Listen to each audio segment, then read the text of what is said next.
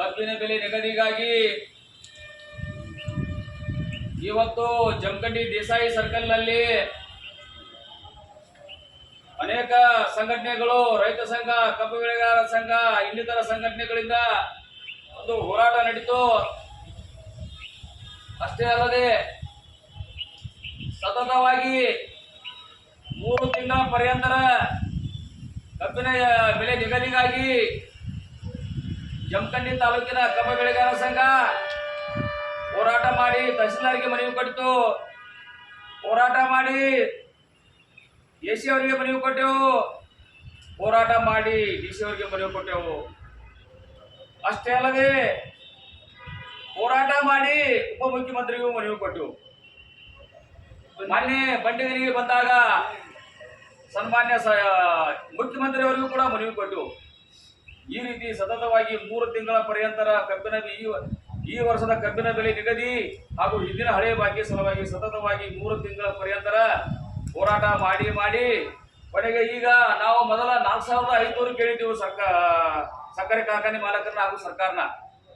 ಈಗ 3,500 ಹಾಗೂ 3,400ಕ್ಕೆ ಬಂದು ನಿಂತಿದ್ದೆವು. ನಾವು ಕಬ್ಬು ಬೆಳೆಗಾರರು, ಕಾರ್ಖಾನೆ ಮಾಲಕರು 3,200 ಕೊಡ್ತೀವಂದ ಒಂದು ಮತ್ತೆ ಸುಮ್ಮ ಕೂತಾರ.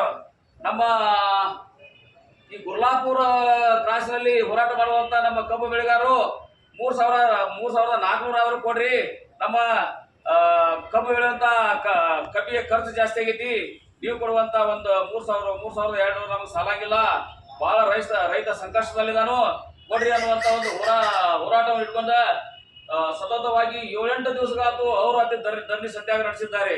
ಅಷ್ಟೇ ಅಲ್ಲದೆ ನಮ್ಮ ಕರ್ನಾಟಕ ರಾಜ್ಯದ ತುಂಬಾ ಅಷ್ಟೇ ಅಲ್ಲದೆ ನಮ್ಮ ಮುಧೋಳ ಭಾಗದಲ್ಲಿ, ನಮ್ಮ ಮಾನ್ಯ ಜಮಗಿ ಕ್ರಾಸ್ನಲ್ಲಿ, ಚಿಕ್ಕಲಿಗಿ ಕ್ರಾಸ್ನಲ್ಲಿ, ಅತನಿಯಲ್ಲಿ, ಗೋಕಾಕದಲ್ಲಿ ಹಾಗೂ ಇದು ಯರಗಟ್ಟಿ, ಈಗ ನಮ್ಮ ರಾಜ್ಯದ ಅನೇಕ ತಾಲೂಕಾಗಲ್ಲಿ, ಜಿಲ್ಲೆಯಲ್ಲಿ, ಹಳ್ಳಿಗಳಲ್ಲಿ, ಗಲ್ಲಿಗಳಲ್ಲಿ ಒಂದು ಕಬ್ಬಿನ ಬೆಲೆ ನಿಗದಿಯಾಗಿ ಹೋರಾಟ ನಡ್ಕೊಂತ ಬಂದಿದೆ ಬಂಧುಗಳೇ. ಆದರೂ ಕೂಡ ಒಂದು ಕಾರ್ಖಾನೆ ಮಾಲಕರಾಗಿರ್ಬೋದು, ರಾಜ್ಯ ಸರ್ಕಾರ ಆಗಿರ್ಬೋದು, ಕೇಂದ್ರ ಸರ್ಕಾರ ಆಗಿರ್ಬೋದು ಸರಿಯಾಗಿ ರೈತರ ಕಡೆ ಗಮನ ಕೊಡ್ತಾ ಇಲ್ಲ.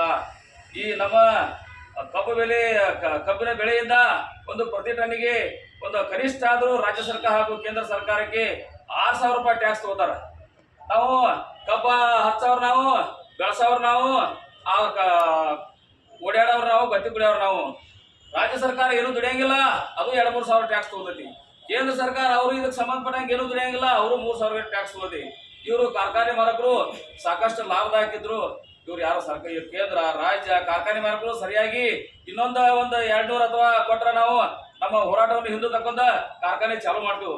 ನಮಗೆಲ್ಲ ಕಾರ್ಖಾನೆ ಬಂದ್ ಮಾಡ್ಬೇಕು ಅನ್ನೋದು ಒಂದು ಇದಿಲ್ಲ. ನಾವು ಕೂಡ ಈ ಒಂದು ಬೇಗ ಕಾರ್ಖಾನೆ ಚಾಲುವಲ್ಲಿ ನಮ್ಮ ಒಂದು ರೈತರು, ಟ್ರ್ಯಾಕ್ಟರ್ ಮಾಲಕರು ಗ್ಯಾಂಗನ್ನು ತಂದಿರ್ತಾರೆ. ಅವ್ರಿಗೆ ಕುತ್ತಲಿ ಏನತಿ ಅವರು ಕೂಡ ಖರ್ಚು ಕೊಟ್ಟು ಅವರು ಏನತಿ ನುಕ್ಸಾನ್ ಹಾಕಿರ್ತಾರೋ, ಗ್ಯಾಂಗ್ ಬೋರ್ಡ್ ಇರ್ತಾವು. ಅಷ್ಟೇ ಅಲ್ಲ, ನಮ್ಮ ರೈತರು ಮೊದಲು ಕಬ್ಬ ಕಳಿಸಿ ಒಂದು ಗೊಂಜಾಳು, ಗೋಧು, ಸದುಕು ಹಾಗೂ ಇನ್ನಿತರ ಸಾಕಷ್ಟು ಬೆಳೆ ಯಾವ್ದಾದ್ರು ಒಂದು ಬೆಳೆ ಬೆಳೆದು ಅವರು ಅವಸರ ಮಾಡ್ತಿರ್ತಾರೋ. ಅವ್ರಿಗೆ ಏನಂತ ನಾವು ಕಾರ್ಖಾನೆ ಬಂದ್ ಮಾಡ್ಬೇಕು ಇಷ್ಟ ಇಲ್ಲ ನಮಗೆ. ಆದ್ರ ಸರ್ಕಾರ, ಈಗ ಕಾರ್ಖಾನೆ ಮಾಲಕರಾಗಲಿ ಸರ್ಕಾರ ಆಗಲಿ ಆದಷ್ಟು ಬೇಗ ನಮಗೆ ಒಂದು 3,400 ರೂಪಾಯಿ ಕೊಟ್ಟು ಅದ್ರ ಹಿಂದಿನ ಹಳೆ ಬಾಕಿ ಕೊಟ್ಟು ನಮ್ಮ ಕಾರ್ಖಾನೆ ಚಾಲೂ ಮಾಡಲಿ ಅನ್ನುವಂಥ ಒಂದು ಮಾತನ್ನು ಈ ಸಂದರ್ಭದಲ್ಲಿ ಹೇಳಿ, ಇಲ್ಲಿವರೆಗೆ ಮಾತನಾಡಲು ಕೊಟ್ಟಿರ್ತಕ್ಕಂಥ ನಮ್ಮ ಎಲ್ಲ ಒಂದು ಕಬ್ಬು ಬೆಳೆಗಾರ ಮುಖಂಡರಿಗೂ, ರೈತ ಮುಖಂಡರಿಗೂ ನಮಸ್ಕರಿಸಿ ನನ್ನ 2 ಮಾತನ್ನು ಮುಗಿಸುತ್ತೇನೆ. ಜೈ ರೈತ.